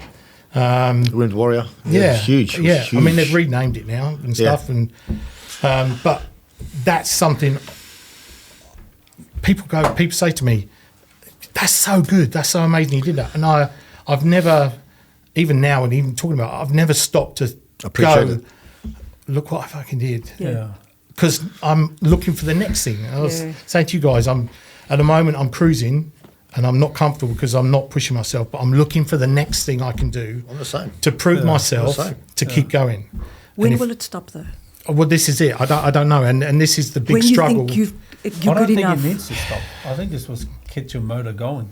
Yeah, It but does, it depends but- what it's coming from. If it's going to try and prove yourself, you will hit burnout. Whereas if it's coming from a place of I'm good enough, then you can go and achieve without the gun to your head, you know? Yeah, and that's my counsellors I've had over the years always talk about that. Yep. It's, you know, it's the whole self-love kind of thing, and you know, and also the ADHD brain, which is very driven to achieve. Yeah, and I've gone down the well with the ADHD. How do you so I find look out if you have podcasts and ADHD? stuff. You have to go to a psychologist, and there's a test. There's that they do. screeners. I feel like I've got it.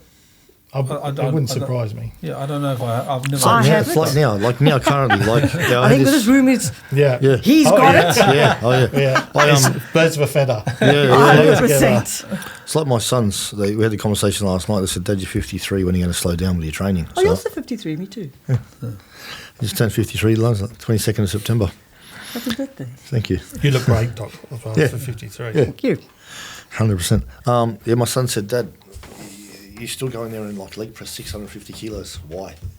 Yeah. So, because you still go in and box with some of the best fighters in the country, Dad, and you move around with them. Why? I said, because at this age, I've still got to be the best I can be.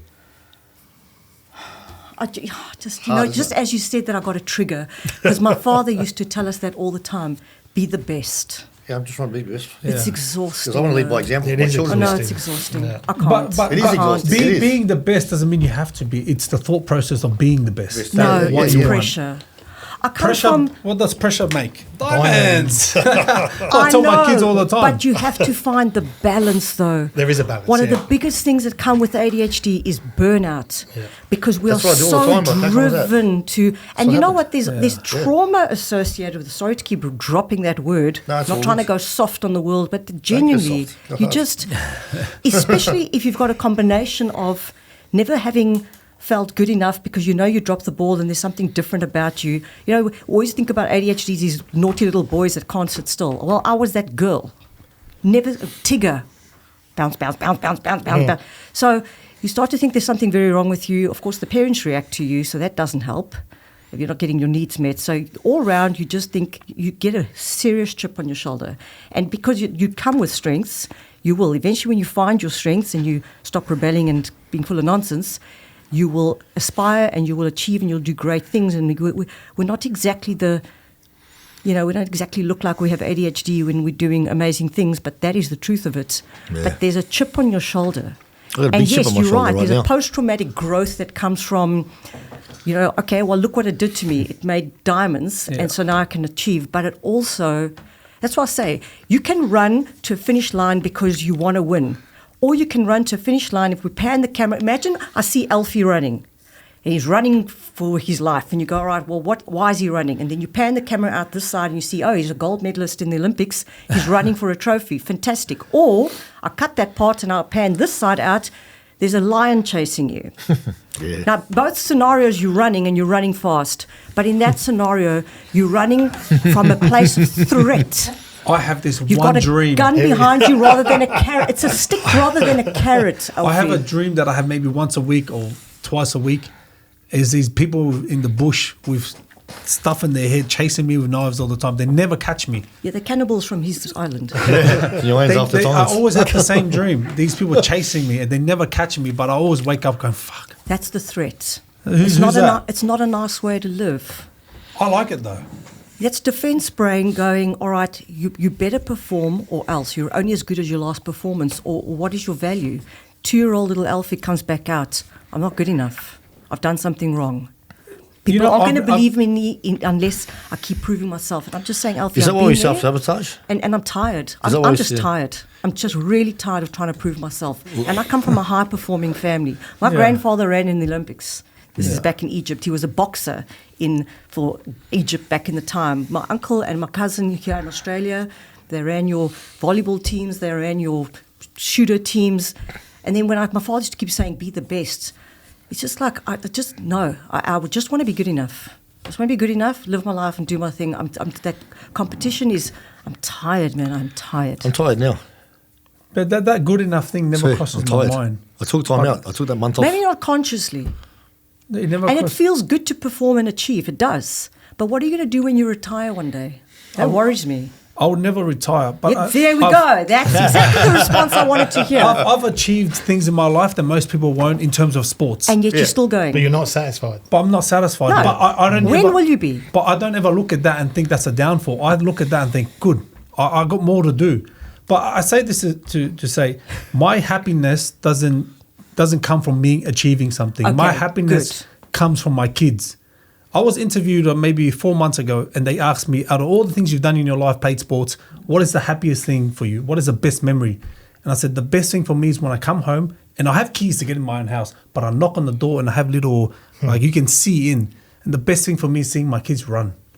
It's like, Papa's here. Guys, every single one of us in this room, you included, when it comes to our children, we would use our hands and teeth to kill. 100%. Yeah, 100%. And that's not 100%. just because we're caring parents, but because every one of us has now shared a story, and I know yours, Mario, the devastation of feeling not good enough for our own parents. 100%. So we are now triply protective, and we get emotional when we talk about our kids. Yeah. And I'm saying that those drivers, so it's not in your achievement, but it's in your children. I love watching my kids. The one thing I look forward to at the end of the day is knocking, so my kids run, Papa's here, Papa's here. That's the thing that drives me. And do you think it's just because you're a loving parent, or do you think it's because you were a 2-year-old who once lost his parents? I just think I've been through a lot in my life, and I know how to mold my kids into the person I want them to be. Whether that people agree with the way I parent, I don't care. I parent the way I parent because I knew how I grew up. Yes. And I have a fine line between, and I think I told this in your podcast, I give my kids 5 warnings before I slap them. 5 is a lot. Yeah, it is a lot. And every time I warn them, my voice gets louder and louder because I want them to understand as my voice gets louder, there's violence at the end of it. Not that I'm going to beat them up or anything. I want them to understand that in life, when you're talking with people and you get into an argument and it gets louder, they have a trigger now. They're like, Dad used to, when he used to get louder, he'll slap me. So now they can have that trigger when they go into life and they talk with people and things get louder. They understand now that violence is at the end of that. Well, not violence, discipline.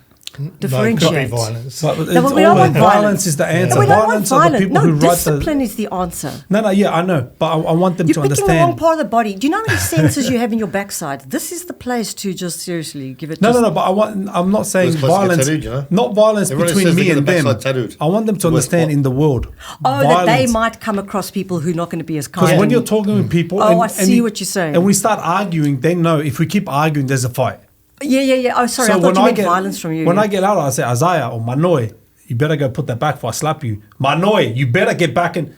As it gets louder, and they know they have 5, so they always push it till the 5th one, and they go, and then they get up and do it.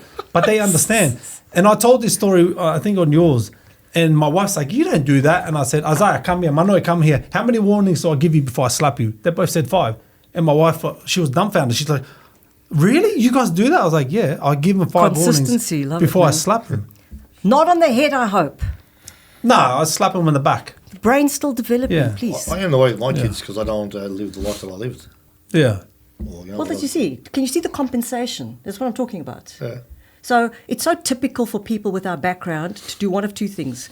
Go off the rails until we figure ourselves out a little bit at least, and then or we discover our abilities and our superpowers and we hang on to those and they save us and they're great, but the problem is we become dependent on them, even achievement.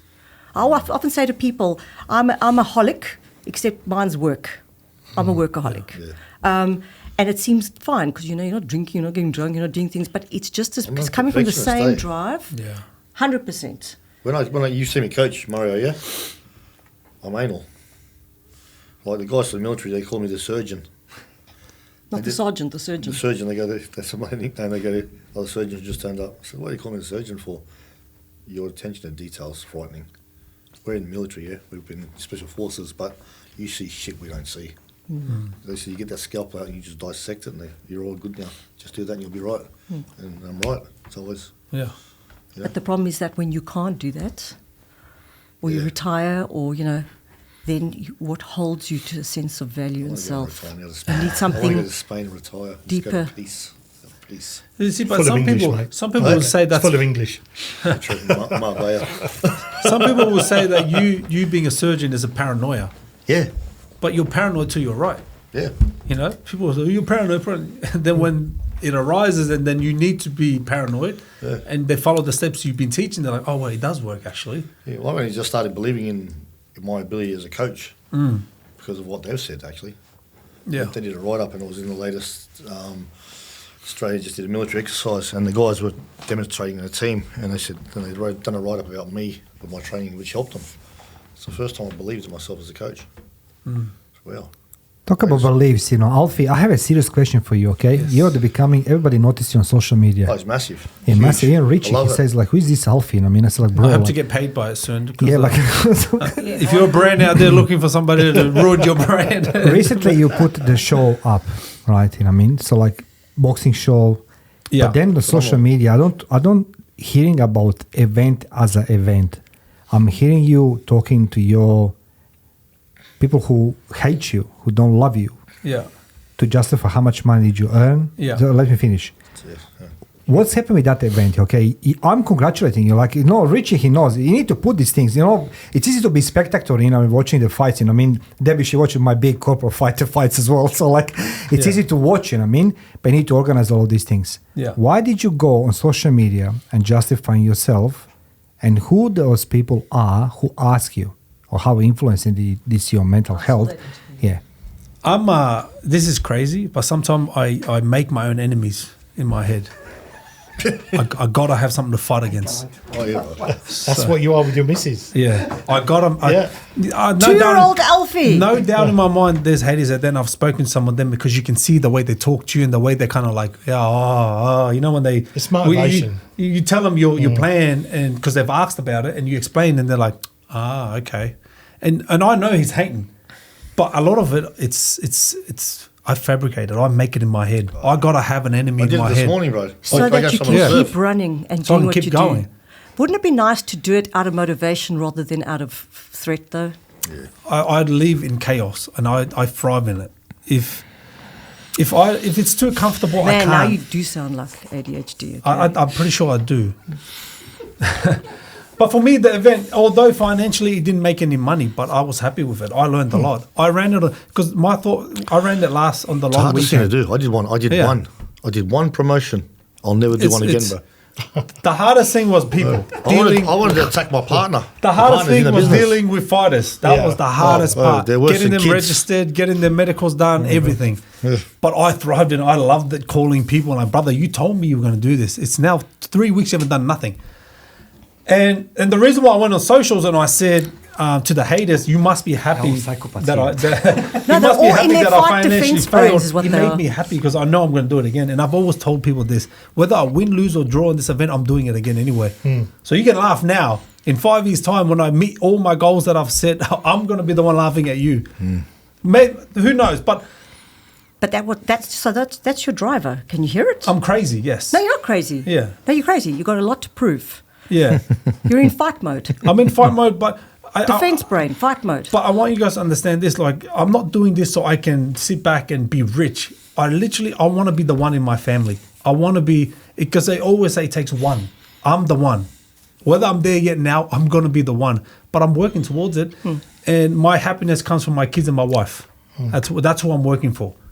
I'm 37. What about yourself? My happiness doesn't matter. If my kids and wife is not happy, then I'm not going to be happy. If they're happy, I'm happy. So if I work hard for them, they're going to be happy. Yeah, but I want you to be happy in yourself. I'm happy with myself. Just Alfie. I'm happy with myself, but I'm not working for myself. When you perform, you're happy in yourself. But if you don't perform, I'm happy either way. Win, lose or draw, I'm going again. I'm just after peace. You know me? I'm after peace right now. See, I'm not after peace. I'm after peace from my brain, from myself. No, you can't pause for peace just yet because you're still on that journey. And that's why I say I'll never retire, because my brain functions better when there's chaos in my brain. I organised this fight night in a month. I've never done an event in my life. I saw an opportunity. I reached out to a promoter. I said, hey, would you give me this opportunity? He's like, yes. I've never done anything like this before. And all I done was just work. He's like, bro, you got to do this and this. And I was like, sweet, give me the phone. I'll start calling people. You kina hoi for on the show, eh? May I ask how old you are, Alfie? 37. Okay. Yeah. So... Am I going to burn out by 45? Yep. 45 is my target. That's perfect. I was just going to say... That's my goal. I was just going to say, like, if I compare to when I was 37, you can't compare the energy. I had energy pouring out of me. I still have high energy, but at 53, I'm feeling like... Look, I'm not going to sit here and lie that I don't have days where I don't want to do anything. It's just not sustainable, is what I want to say. Like, it's brilliant. That's what I reckon. Enjoy it while it lasts. Yeah, but you've got to, but especially like with something like ADHD or that drive to perform from a trauma place, it starts to catch up with you and you can't sustain it. It's already caught up to me. Yeah, and then you've got to ask yourself, okay, wherever I am on the ladder of achievement, you know, there's two ladders. There's the ladder that people climb because they have no sense of value and they have to keep going to some, I don't know, mysterious sense of value. Eventually you pass the clouds, you never know where that is. Or you need to start from a place of, I have value. Whether I'm on the second rung or the 200th rung, I have value. End of discussion. I've been created in the image of God and I have value. I don't need to perform or prove but it's one thing to know it and another thing to actually live it. And I speak to myself here because I'm just the same. Really. I burned out last month. I burn out every day. I burned out last month. And last month, the first time in my life, I'll tell you right now. Sleep well. I don't. I sleep 4 hours. First time in my life. Yeah. My nickname's Twitch. I'm on the go all the time. Yes, I noticed that about you. Yeah. So that's my nickname. That's not good. Yeah. Mixed twits and surgeon. It's a nervous system thing. Yeah, it is. Yeah. You can't settle. No, I can't. Yeah, it is the surgeon. Twitch, surgeon. I love all the nicknames, and you've got to love them. Yeah. The Taipan. If provoked, will strike. No, I'm... Defense brain. But what happened was, Mario knows about it, I took a month off social media, whatever, like I said, and I was meant to go to a talk with Steve Tolan. I was burnt out. I never realised it. When I had this moment where I was accused of being on drugs, I was burnt out. Yeah. I'd had enough.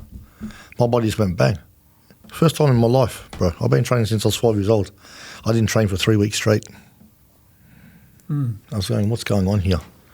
Back to it now, feel good, but I had to realise to take that time out.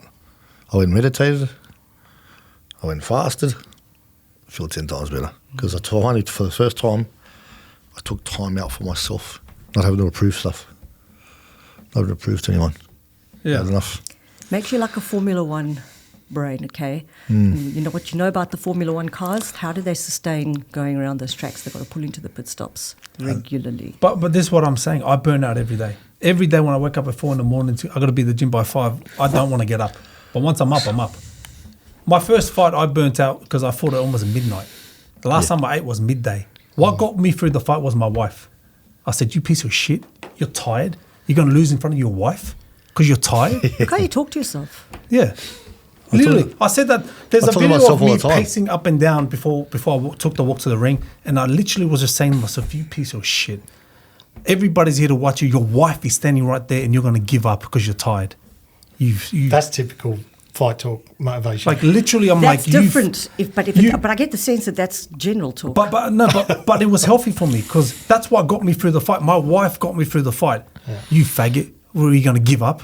You piece of Alfie, shit! in a moment when you're in crisis and you can talk like that and you can address a shark like that when it's got you by the left leg, absolutely. We need the defense brain to come in and do things. But you can't live in your defense brain every day. We're supposed to come back to a state of parasympathetic nervous system. Everything's just calm. I do. Then you get triggered and you have to do something, yes. But like I'm just saying, That's when my kids run to me, I'm at peace. Okay. When I wake up the next day, we're at war. We're going back to work now. I've got people to argue with. The first big burnout I had was I said child molesters should die and I'll never forgive him and I'll kill him if I had the chance. I said that online. And it brought so much trauma. I mean, so much hate from my own Pacific community. Oh, you go to church and you don't believe in forgiveness. And I remember I spent a week arguing with people online. And I went to boxing on that end of that week on a Saturday and I just remember going, bro, I'm so tired. I'm tired of arguing with people. Yeah. So I went online and I was making and you're 37. and I was making a fake apology. I like to take this opportunity to apologize to none of yous. I'll kill these child molesters if I had the chance anyway. But I said I'm tired of arguing with yous, and I don't do this anymore with people online. When people comment, I don't read it, or if I do read it, I just move on. Yeah. But I'm not joking when I say I burn out every day. But I think it's healthy for me No, it's because really not. it drives me.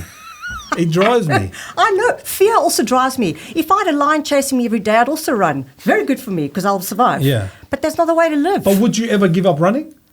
If the lion was chasing you every day, would you ever give up running? If you know that. I would like to find a way to get more empowered where I have more control in the situation and I don't have to keep running. Say there's none of that. Say there's none of that. You have to run to survive every day. That's Would you a run? trauma response, like I said, and you have to find a way out of it. You can't keep running from a lion every day. You can't. I had one experience in the bush, trust me. With a real lion? And I was in a car, yes, because I come from South Africa. So it charged us. It came so fast. I felt that hot breath as it roared at me. It had lost its mate to another guy. He was not happy. He was not happy. And as I pressed the button for the car, the window to come down, he lost it with me. It was actually in the newspaper. So I realized, okay, you don't take on a lion, you won't win. Yeah. And you know how smart and great you think you are, that thing catches up with you. So I'm saying, I can understand how that brain is driven, whether it's trauma or ADHD. We're on the brink All of that. of We the don't, above. but yes. But you're running from a state of urgency, threat, because I have to. And I'm going, yes, it does get us to move. That's great, but it's not sustainable. How do I sustain it? Firstly, figure out what it is that's driving you My kids. and where that's it. You see, it's always something outside of yourself. Yeah. Yeah. And you can't rely on that. Because my happiness really comes from my I know, family. but the day that you have a big But argument haven't with you your been kids, like this before you had kids? Yeah. Then it's not your So kids. what happens? I'll Your put something kids here. is your Yeah. downspace. So before and I had- your drive is something else. oh, I I'll love say it. this. The counsellors are coming out now. Yeah, we are. Before I that's had it, eh? kids, I bought a house and my whole family lived in it for free. I paid all the rent and everything. That's what used to drive me before I had my kids. And then the moment I had my kids, I was like, all right, guys, now that's done now. I can't do this no more. Yes. I've got my own kids now to focus on. Yes. Now my kids is my drive.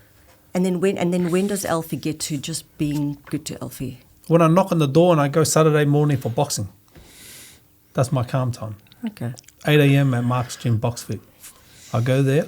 Who was it? Other men Was it? in Ply Park. Ply, oh, yeah. There's other men there who probably going for the same thing. There's business owners there. We laugh, we joke, we bash each other. Community. Yeah, come in. Then I, when you were talking about how he made you feel, the one thing I was thinking about was in the boxing game or in martial arts or anything else, it doesn't matter how much money you have, doesn't matter how broke you are, everybody's equal in there. And that's one 100%. thing I like about fighting. Yeah, 100%. When you're in there, it doesn't matter if you're the richest guy in the world. Can you fight?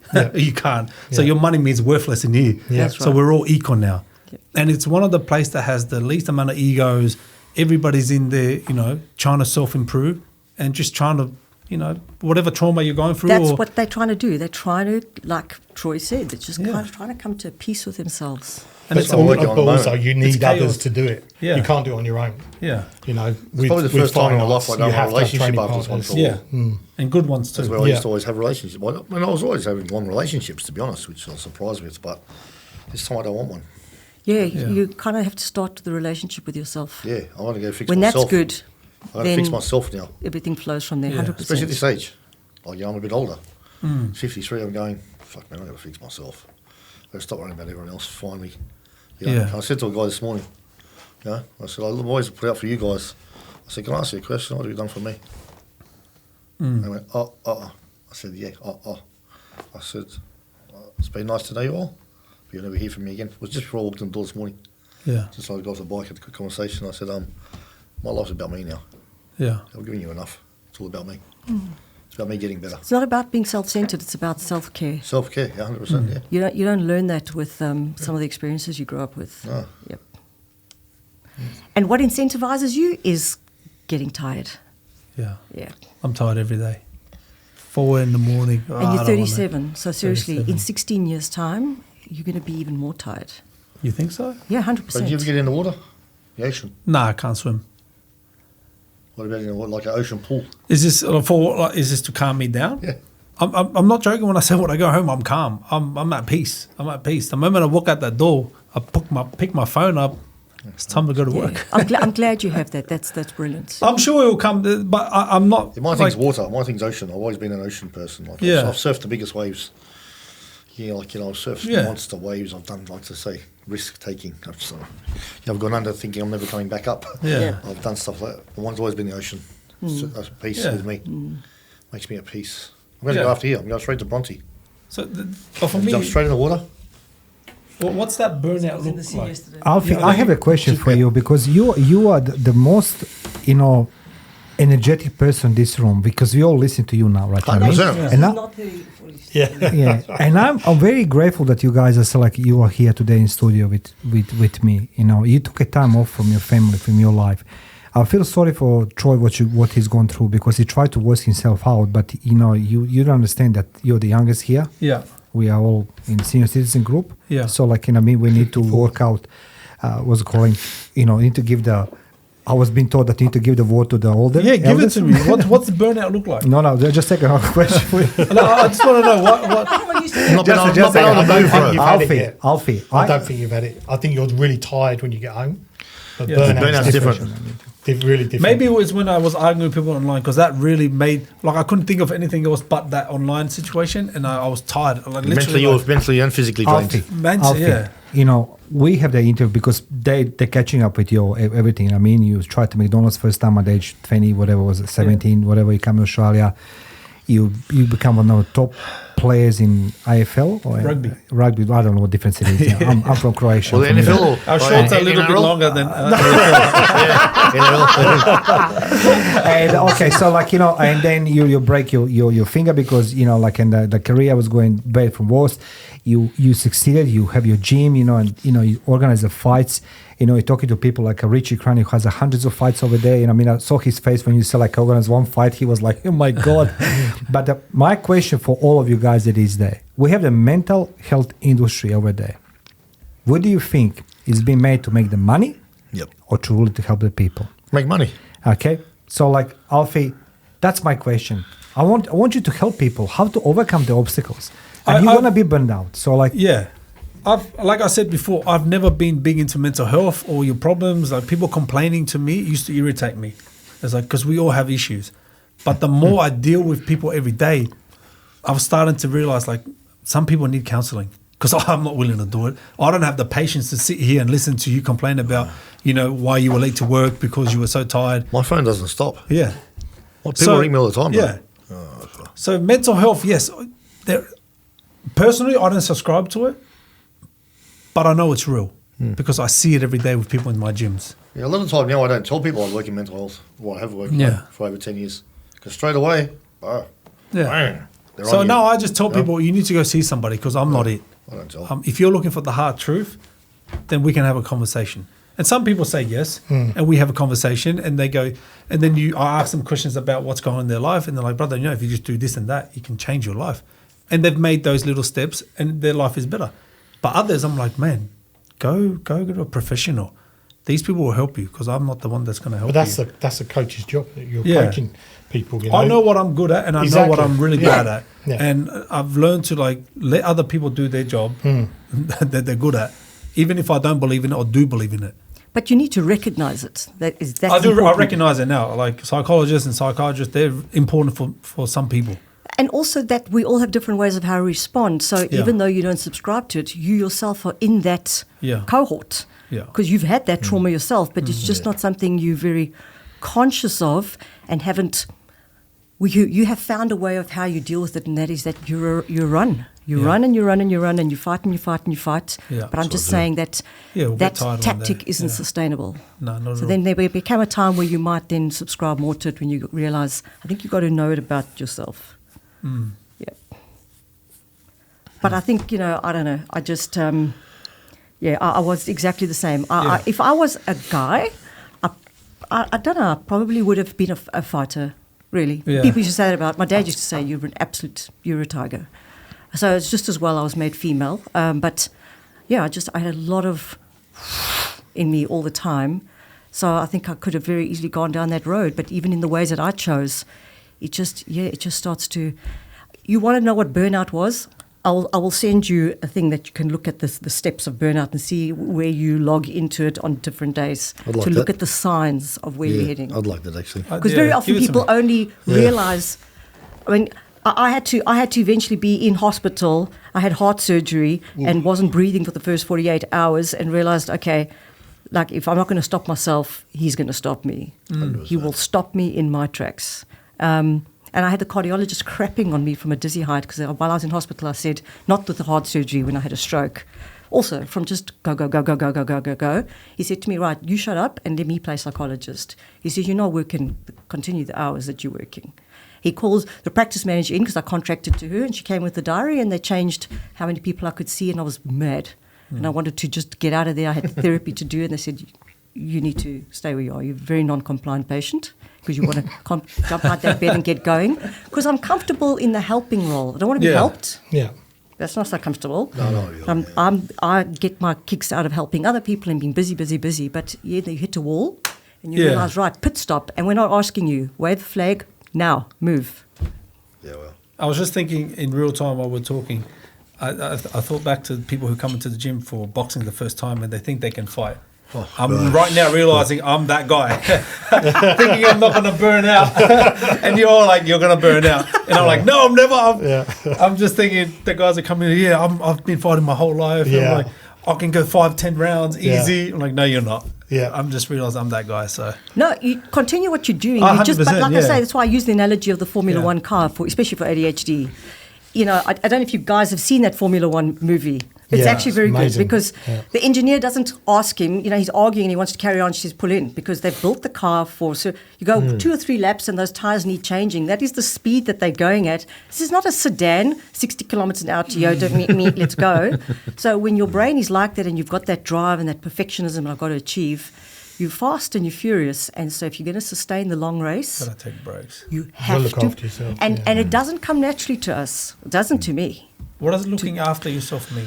For you, you'd think cosmetically, work in the gym, eat right, Yeah. but that's No. just Sure, tiny well, part very of it. well It's up said, here. Richie.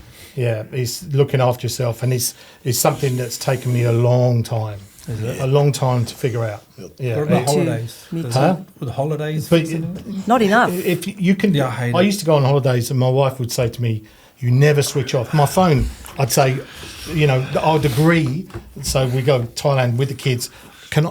I put an hour aside to check my emails for work, because we'd have gyms going off like different times of all different time Around the zones world. and stuff. Yeah. Like, Yeah. I have to check. She's like, "You never ever switch off." amazing. That hour might be 4 o'clock in the afternoon, but at 10 a.m. I'm thinking about that hour. Yeah. And then after the hour, I hang up, and now I'm thinking about what happened in the hour.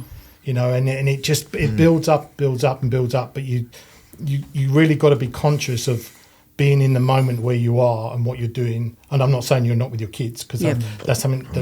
But you also need your own space. And it's your got to own be time. intentional because it doesn't come intuitively to people like No, us. you got to make. The only time I take break is when my wife forces me to go on holiday. That's it. She forces you. Yeah, she's talking about 6 weeks in August next year. That's mad. 6 Take it, weeks bro. in France because she's French. My wife's French. She France will go are back best. to visit her What would you want to family. go to France? Best 6 country in the world. weeks. But you know what? I'm It's not, twitching now. It's thinking not 6 weeks. that's It's not. crazy. It's not enough though, because it's like it's as I say. It's like a Formula One race going, and then you take a 6-week break, and then you just, it's got to be regular. It's a lifestyle shift. But those drivers, they're training the whole 6 weeks. That's their mentality. They know that they've got a short window of being an F1 driver. Yeah. And that's probably what you're saying. And that's what I used to think. Physically, there's only a certain amount of time that I can do this. I'm just going to go balls to the wall until I can't do it. How do people like Trump and Elon Musk and them do it? They work so much and they're at that Psychopaths. late age and they're still Psychopaths. working. I reckon there's a lot of neurodivergence in a lot of those people. Oh, for sure. Elon Musk. And they can do amazing Oh, yeah. things. They can do amazing things. But like I say, what we've learnt, like especially with all the courses that run on teaching people with ADHD how to get better at doing things that are more like neurotypical, what the research has shown now is that we're just pushing them to a faster burnout. Okay. It's like, again, sorry to labour the point, but the F1 car, when you make it better and even faster, and now they're doing things with the tyres so they can almost like literally skim on the top of the road, the faster you're making them, the faster those tyres burn out. So in fact, the more geared and gunned you are to achieve, the more you have to intentionally, you're the kind of person who doesn't struggle to start, you struggle to stop. Yeah. And I'm not pointing a finger, although I did, because we're all like that. Yeah. 100%. And tie back to the mental health thing that you were asking about. Thank you. When I'm not doing anything, that's when I'm at the most saddest time. Like holidays, when I'm not doing, this is when I'm the most Do you depressed. remember 2-year-old little Alfie we spoke about? Yeah. Yeah, it's him. You got to be present, mate. Because he's trying to prove something. So when he's quiet, that's why we can't stop. Maybe I'm not as present as I think I am When you drive, do you get to somewhere and you think, fuck, I don't even remember driving here? all the time. Oh, good old I don't- Because you're never Association. present. Sometimes Yeah. I don't even know how You're never I present. got because Yeah. I'm not even focusing on the road. No, I'm you're just thinking driving. about what's going on, what happened earlier, what phone call have I got to make, what I'm doing 100%. tomorrow, Yeah. what the event's coming up. And that's I what I bought was the, I like bought all the the same time. product 3 And you take that on times. holiday. Did you? Yeah. Yeah, because I don't remember you anything. just don't switch off. Just That's dissociate. what you got to do. You've got to, Last week somebody said, "Can I look at your daily average time on your phone?" yeah. Mine was 18 hours On the 18 phone? hours a day Really? on the phone. Alfie. Yeah. Wow, bro. You're the youngest here. Right? 18 hours. It's crazy. Blew my mind. You know what I'm worrying about you now, right? Really? I mean, I do love you. I'd like to kick your butt, but maybe next life. You have 4 other people, a little bit older than you. I'm just comforting myself. But did you hear the stories of Troy, of Debbie, Yeah. of Richie? What's happened? Yeah. And I say to you, as a somebody who really respects you for what you achieved, everybody in this room, because that's the difference between the people who can talk in my life, and there's not many people who can impress me. Literally can impress me. But when I know what Richie done with his life, Troy, he disappeared for 1 month. He wasn't going to Spain, man. I said, what was you going to Spain? I can't do this, bro, anymore. I don't want to talk anymore. 1 month he disappeared. Yeah. And you 100%. talking about I yourself, was burnt out. and you said 2 things which I love about you. One is that you love, your family, but you are happy to see your kids running towards you. Yeah. My boys are 23 years old, and I don't know where the time passed by, and I think myself, I wasn't spending enough time with him, which I did. Think about these things. That's all it is. That's a mental health it is about. You know what I mean? Plus, we're going to give you invoice later for the therapy to the session with the Debbie. Dr. Debbie. But I want to ask a question. I understand that part of being present, but I've seen so many dads who are so present in their kids' life, but teach nothing. Yeah. Sure. They're so involved that they're not even there. That's because they don't let their kids do anything. And what I don't know, but the kids don't even look up to them. I know. I was exactly, and I still am to this day with my kids. Yeah. I want my kids, when I'm not around, I want my kids to go, my dad did that. Yeah. My dad, and hopefully that will inspire them when you're not Yeah. around to be their parent.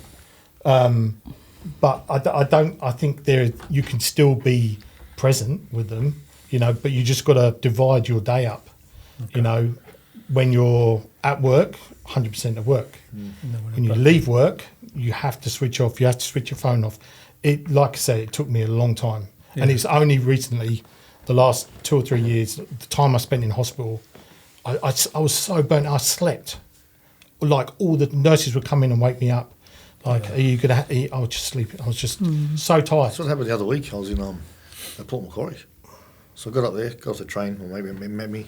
I got my own room. I'm in this house. I always got it there. I got there. I got there and I slept for 36 hours, bro. Wow. Okay. I've never done it in my life. 36 hours. He woke me up going, bro, you all right? What day is it? It was 2 days later now. I was like, what? Wow. What? No way, bro, you're lying. He goes, no. He goes, Twitch. Bro, you slept for 36 hours straight. Wow. Your job is to love your kids, not impress them. Yeah, love it, yeah. That's hard for a man. I feel It's like for a woman too. I know, but I don't know. It's an ego thing, I think. But I think it comes from a lot of our background. I don't know that it's just a masculine thing. I mean, I hear you. Yeah. But I'm exactly the same, and I'm not a guy. Can you say it again, please? To love your kids doesn't mean you have to impress them. That's your own need. It's a good But way for to me, put it. building. They will love you just as much whether you do or don't kick a rugby ball. To a degree, I agree, and to a degree, I disagree. Because if I don't build anything for them to grow up with, That's their job. they're not going to love me as much as. Let me What? separate myself into two people. A stay-at-home, a dad that just works a normal job. He's present every day of his life. Kids, although he's there, he's on his phone. The kids are playing. They see him every day. It's like dad's just there. I feel like this outfit here, because they see me only at night time for an hour. That's why they run to the door, because They miss you. But if I was around all the time, I don't get that. And I find that sometimes when we go on holiday. When we go on holiday after 3 weeks, it's like I'm just there now. They see me every day. No, but they don't have to be around you 24/7. But I don't think those are two options. I think there's a middle one where you can be a good dad and you can be present and you can do impressive things, as in the way you live your life, no matter what it is, and show them good work ethic and quality of life, etc. But to be impressive doesn't necessarily impress our kids. I remember when I was trying to plait my daughter's hair, and I'm useless at it, and she said to me, "You've got a PhD, but you can't plait my hair." I said, "Babe, we've all got different." She says, "Mom, you can't even plait hair." And I'm like, "Yeah, but I got a PhD." She's like, "Whatever, over her head." This is the beauty of kids. They will just bring you down to size so quickly. And I realize it means nothing to her. Nothing. I can't plait her hair properly, so she can go to school, so she learned to do it herself. Yeah. And deemed that a very poor quality in me as a parent, and just laughed. And I said, "But we all have different strengths." And she's like, every Tom, Dick and Harry and their partner can plait hair. Like, what's wrong with you? If you could take my life right now and control it, what would you change? I would join the South African rugby team. I don't want to. They're a good team. Yeah, they are. They're a good team. Very good team. And I'm serious proud question. South What would you change? If you can take control of my life and whatever you decide I do, I would do. Okay, I'd screen for ADHD and also work on what your drivers are. What is driving you, and how much is it genuinely, consciously what you think it is, and how much of it is unconscious, that need to prove yourself. Like I say, doing what you do is fantastic. No one's asking you to not do what you do. But you want to just look at, but what is driving you? Yeah. Because I realized for me that succeeding and doing well, like my father, was because of this fear of not being good enough. That's not a sustainable driver. Okay. You want the carrot, you don't want a stick. Delegate as well. Yeah. That's a big one for me. Delegate, yeah. Delegate, Because automate, or eliminate. You want to control everything, because you think no one's going to put as much energy into it as I will. This is why I find hard to have to do hire everything. people. You have to do everything. But because you what want you've got to to understand set is standard, if someone can come in and take stuff from you, it frees you up. Yeah, you want 100%. to get 10 gyms. You could be 20 gyms, but you can't do that when you do everything. No, Yeah, of course and not. I find it hard to hire people because I look for little hints of me. Yeah. And because everybody's been disappointing. They come 3 months ago. Yeah. Anyway, let's move on because I feel like this is. Look, I just want Did you not tell him? No, I just want to say, you tricked us, Sayed. I mean, like, first of all, I want to say, like, thank you guys to all our listeners, viewers, and subscribers of Life to Butterfield. Thank you for all your continued support. I want to say thank you to Alfie before we close down because it's 2.5 hours we're talking now. What? 2.5 hours, correct? You serious? We've got more questions, don't we? Well, I crossed all the questions because there's a question, Alfie. You know what I mean? I just want to fight you, man. I just want to fight you. But I'll ask Richie to fight instead of me. Richie will kill me. But I want to, before we wind up, I just want to ask one general question for everybody, starting with you, Alfie, okay? For everybody who is listening right now, particularly fathers over there, doesn't matter. It can be mothers, regardless. If they're facing any struggles in their life, what would you guys advise everybody what to do? You're going through the thick and thin, all four of you, particularly my friend Debbie here, I can't say Dr. Collaros, but those who don't know Dr. Collaros, she has a couple surgeries on her heart, and she's a fighter, she's pushing herself, and as I said, I respect her a lot. But my question before we wind up, if somebody facing now the mental health issues, obstacles, challenges, trials and tribulations, what would advice you gave them based on your experience? So let's go start with you, Alfie, and then we're going to wind up. I want to go back to the point where I made about when I went to third world countries, they had no mental issues because they had duty to provide and duty to get food on the table. Look, for me personally, I bury myself in work, so I have no time to feel about to think about myself or my mental health because I've got duty for my family and my kids and my wife. This is where I get pleasure from. I work so much because I know there is no time for me because the life I'm trying to provide for my family, that's where my happiness is waiting for me at. So if I spend all my time or if you spend all your time thinking about your own happiness, for me, I feel like you failed. Because that's not the right motto you should be going. And I'm not saying this is the right motto. I'm just telling you what I believe and what I do. My happiness comes because I know in 5 years when I'm 45 or 10 years or however long that is for me, I should have achieved everything I've ever hoped for. And that's where my happiness is waiting for me. So right now, go join a gym if you want, if that's what's going to make you happy or your mental health. Go to talk to somebody. But you need to bury yourself in some sort of goal, some sort of work, so you can achieve something. 100%.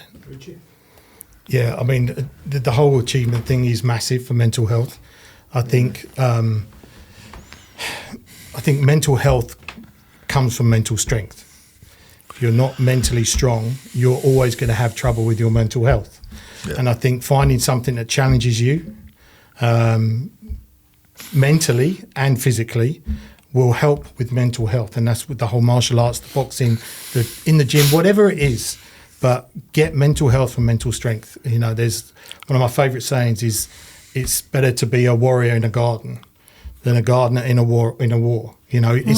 Be a warrior, but be in a garden. You don't have to be in a war constantly. Yes. Stressing yourself. You can be a warrior in a garden, and when you need to be a warrior in a war, you're set and you're ready to go. It's way better than being a weak person, So challenge yourself mentally, get mentally stronger, and you will become healthier mentally as well. Amen to that. And in terms of the parenting thing, I would say exactly that. If there's one thing I could tell my younger self would be to have gotten help a lot earlier, to have been the better parent. Because although I compensated for a lot, my kids were raised by a traumatized mother, and that impacted them. So I very much agree with that. You get yourself sorted and you learn your lessons. And even if you learn them while your kids are still growing, like mine, well, I've got a 20 and 23-year-old, I'm still learning and talking to them and telling them what I've learned. And they're seeing the shifts in me because I still want them to learn it even though they're young. And I agree very much with that, Richie. Yeah. Get to the base of the problem. Really find out why are you feeling like this? What is triggering you? What's causing you to feel this way? Get the problem, get a good support network around you, who don't judge you, people you can honestly trust, and just go your day by day, as I say. Sometimes just a day at a time, getting up, doing something different, just getting up, taking an extra step around the block, going doing another lap around the block. You might have read a book, if reading's your thing, read that chapter, do things that are positive. It'll take you out of that negative mindset. I want to say thank you guys for being my guest today. Really, it was a really, really inspiring conversation. And that's like, I can't say enough thank you for all of you guys. First taking time off for you to come today on Saturday. Secondly, I have no doubt that you're going to help many people who listen this. And I say like, that guys, I'm going to put a link on every interview down in the comment section so you can check the interview with the Troy, with the Dr. Debbie Collaros, with the Alfie and the Richie. They all have their stories which you can learn so much. And I say like, their stories are here to warn us what we can do or what we should not do with our lives. And if we're facing any obstacles and challenges, you can literally take this strength from those people here today in the room. So thank you guys for being my guest today. Thanks, appreciate you guys. Take care.